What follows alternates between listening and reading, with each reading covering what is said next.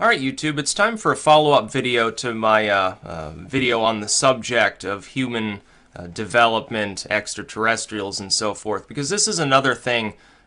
If you've studied linguistic anthropology, you probably understand some of this already. I studied anthropology. I enjoy it, actually. Unlike a lot of things that I studied when I was in college, anthropology was actually interesting, sort of the history of humanity as a whole. It goes beyond that. It ties in with, evolution for other species too. The use of other things. You can talk about entheogens and shamanism and stuff. How people have sort of developed with some of these various substances they encountered, ethnobotany and so forth.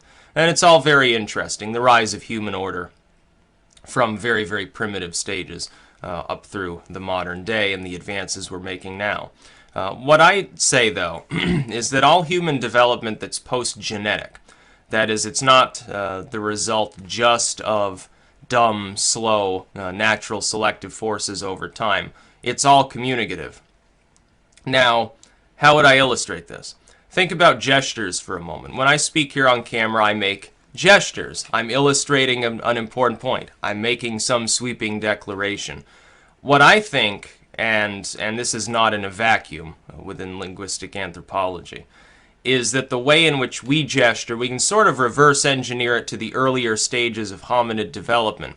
In the early period of man developing, we're talking, in many cases, we're talking pre-Homo sapiens, we're talking about the direct human lineage back through to genetically distinct enough life forms that they weren't what we would consider modern humans at all. The only way to communicate something was through mimicry and through replication. The only way to directly communicate was gestural in nature. That is, the groups that survived and replicated and spread were those that had a gestural language. We actually see this among chimpanzees. They have hundreds of distinct gestures, some of which are a synthesis of other gestures for basic ideas and concepts. They can't necessarily fully vocalize many concepts. Human order also relied upon the ability, literally our speaking abilities, to actually create what you would consider the first vocalized proto-languages. I'll get into that as far as the Archaic period goes. As far as the pre-Archaic period, when we're talking about purely primitivistic hominids that are really more close to animals than they are to modern man, the only way that an idea could spread is for an individual. I used the idea of the hand axe. Well, one individual took the rock and threw it or smashed it down or something and realized that the little point on the end, the little edge, was sharp. Oh, well, this is interesting. I cut myself. Look at this strange fluid dripping from it. I've injured myself. Wonder what'll happen if I bash Erg over there in the head with this. And so the basic idea took hold. The only way, though, that those behaviors could be replicated was for one individual to physically show other individuals how it was accomplished. Essentially, Edith the cave woman took the rock and handed another rock to Erg, said, smash, smashes the rock on another, and an edge is created. And then in hopes of causing Erg to replicate that behavior, the basic idea then was formed of spreading a technology, an idea from one person to another, one being to another, one hominid to another. But there was no vocal language at the time in order to fully externalize the idea. I believe, I hypothesize, that the first true word of the first human proto-language that ended up taking hold and developing to today was probably some sort of word that simply meant do this or mimic me. It was essentially a form of request or demand. It wouldn't have been a description of other things. It would have literally been nothing more than a command. There were already gestures to describe basic things, like, oh, this means danger. That means there's food over there. This means something. This means I've got to go take a shit behind the tree or something like that. Gestures are already in chimpanzees. In fact, if we look at the chimp lineage right now, there are now chimpanzees that are coexisting with wild dogs in parts of Africa and actually give them like leftover scraps. They've already formed a symbiote relationship with groups of dogs. What we're seeing is the rudiments of an archaic civilization developing among chimpanzees. Now, I have to believe, I think that we're evolving chimpanzees to the limit of their mental capabilities anyway, by interacting with them. They're observing humans, which are similar enough probably for them to approach the uncanny valley, and they're replicating our behaviors through the same mimicry that caused the rise of human order in those early periods of time. Chimpanzees are capable of using a stick to grab termites, but now they're also capable of apparently quasi-domesticating dogs. They're actually becoming sentient life forms.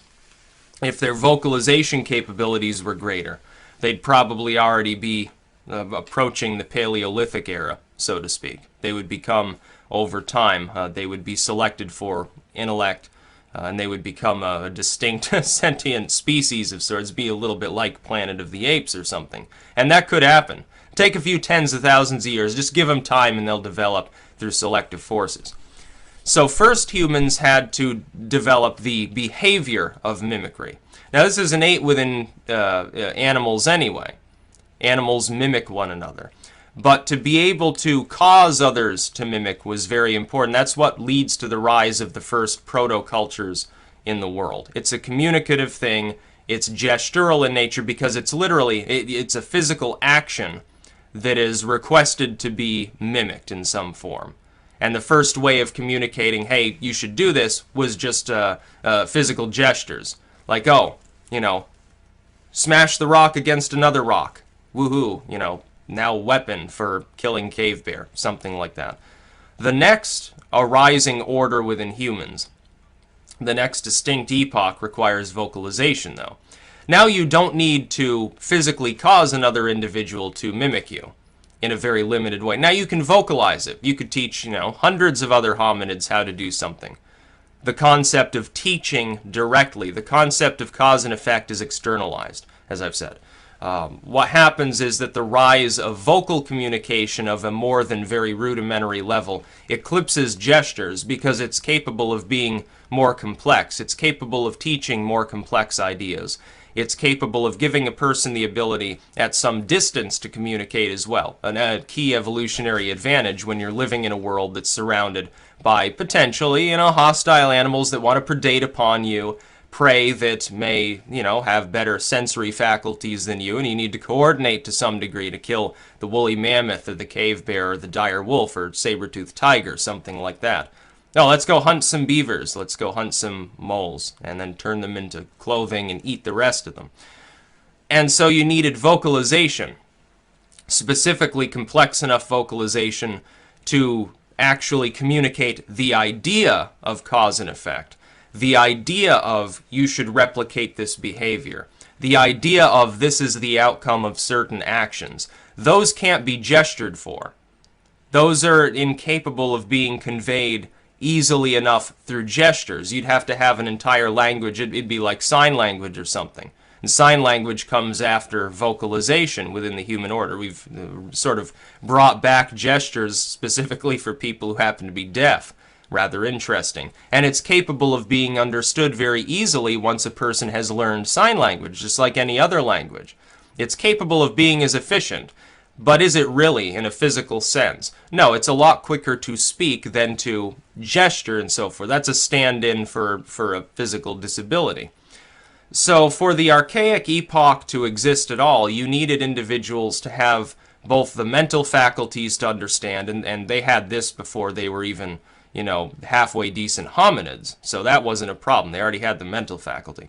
They needed to have the understanding of these concepts and now the vocal ability to convey them. And thus, human order rises from the very primitive stages up through the mid and late Paleolithic with the first significant technological advances made and into the Copper Age.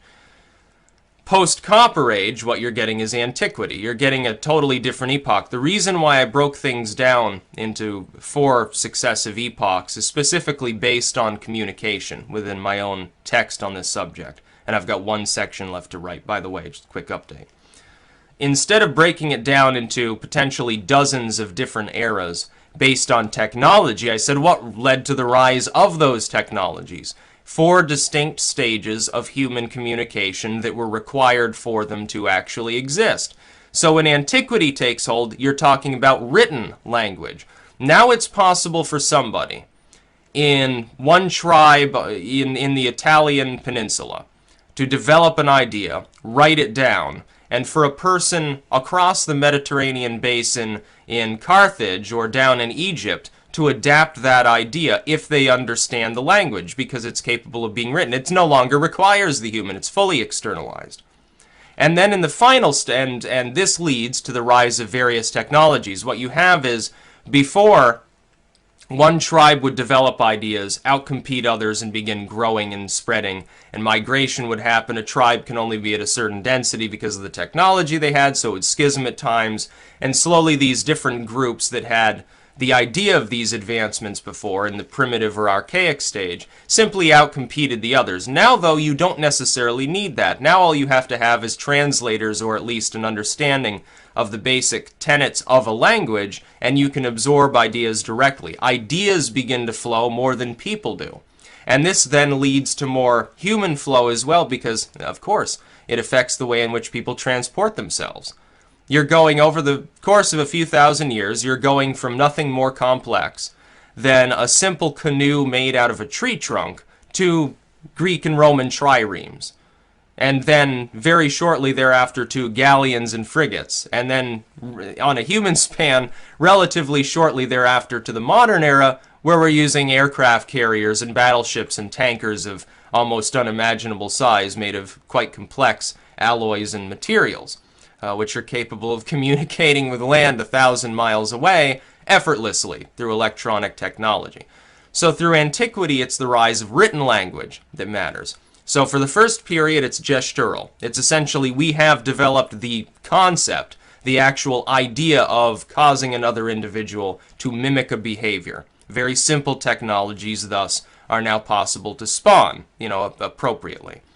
In the archaic period, it's vocal. And it's more complex because it's vocal.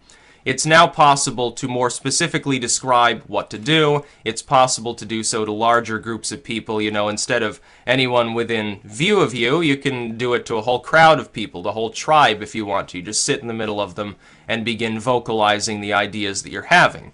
And this goes along with the gestures, which are still here. I'm still gesturing right now. It's a vestigial evolutionary trait that will presumably always be with us, illustrating a point in a physical sense, because for millions of years that was all we could do to communicate with one another.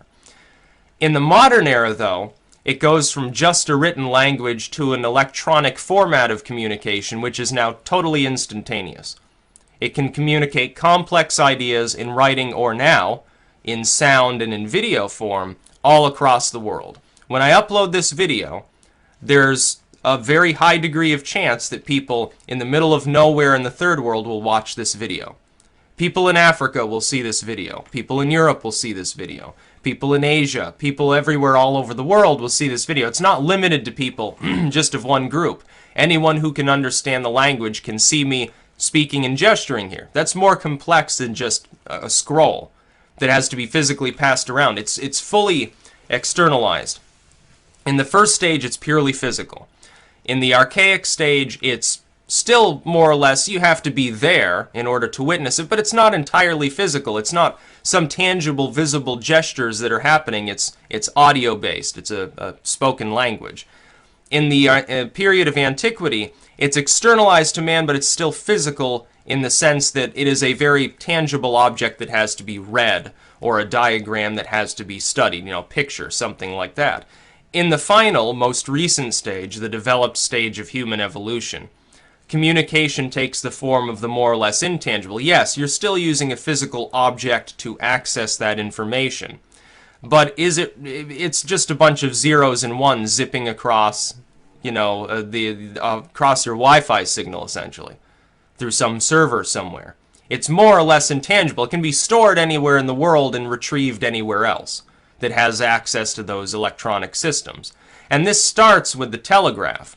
The telegraph is transmitting information faster than a human can actually move, by horse and buggy or by foot back then, and then later on by automobile, very slow Stanley Steamer style automobiles, Model T or something like that. Some crank engine that you had to put a fire underneath the engine to warm it up on a cold day or something before it would even start.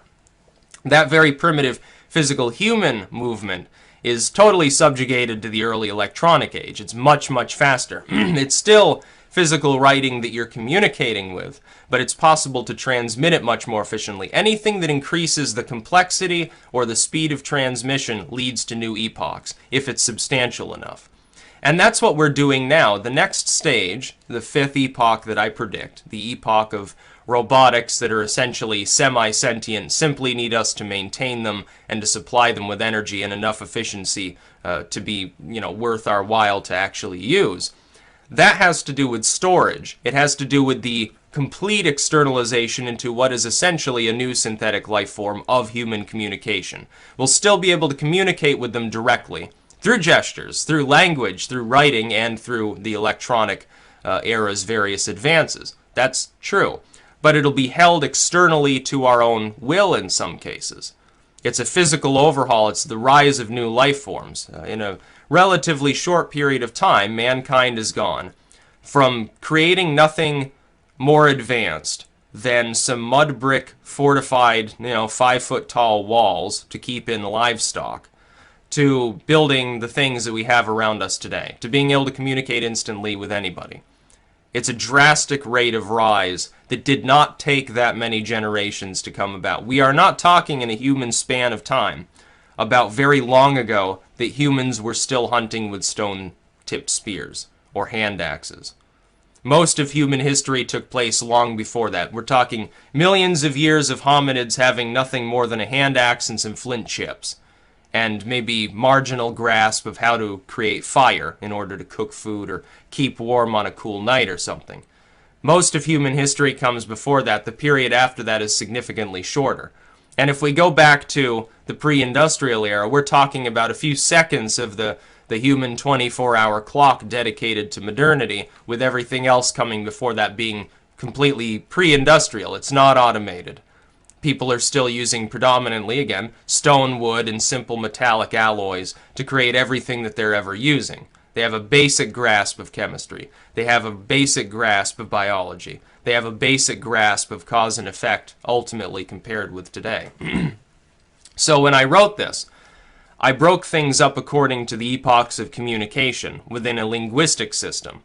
I didn't break it up according to different sets of technology, because some of those sets of technology, they're simply spin-offs and advancements using the same form of communication within the same communicative epoch as the other technologies that came before it. Like when we talk about antiquity, yes, there's a difference between the sort of technology that was employed at the height of the Egyptian Empire as opposed to the Roman Republic with some of the advances it made. Or certainly the Renaissance, you're talking about, clockwork and early pre-automation, stuff like that. Automation. But they're still part of the same epoch within communication. The same general technologies are used. The only argument you can make is the printing press.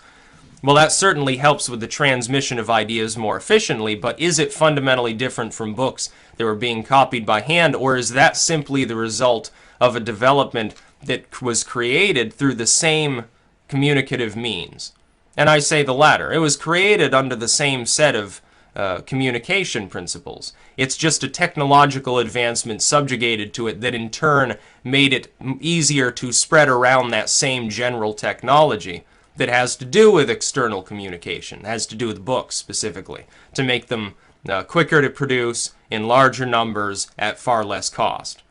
Important technology, but it didn't bring about the rise technically of a new epoch. All the social and political and religious overhauls that it spawned are, again, still spread around using the same basic idea of technology, which is a written language. And so there's just a little bit about that. Some people are probably like, what? What are you talking about? Others are probably like, oh, well, that's interesting. Yeah, I just wanted to create a video on that subject. Figured it'd be a good first video of the day. Something really wake your mind up by thinking about science as opposed to current events. It's like it's already there. It's already been described. Whereas this, it requires a little bit of theory. It requires a little bit of deeper thought, I suppose. That's about all.